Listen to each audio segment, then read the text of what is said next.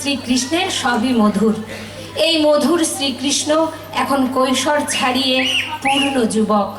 এই পূর্ণ যুবা ভগবান শ্রীকৃষ্ণের সাথে কাম্পিল্য নগরীর নিকটবর্তী স্থানে দ্রৌপদীর প্রথম দেখা।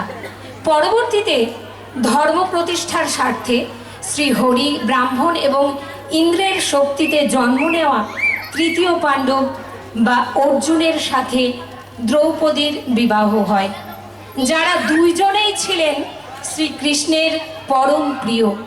সেই পরম প্রিয় দ্রৌপদীর যখন হস্তিনাপুরের রাজসভায় দুঃশাসনের দ্বারা বস্ত্রহরণের মতো জঘন্য নিন্দনীয় ঘটনা ঘটানো হয়, সেই সময় ভগবান শ্রীকৃষ্ণ তার ঐশ্বরিক ক্ষমতার দ্বারা বস্ত্র প্রদানের মাধ্যমে দ্রৌপদীকে সুরক্ষিত রাখেন।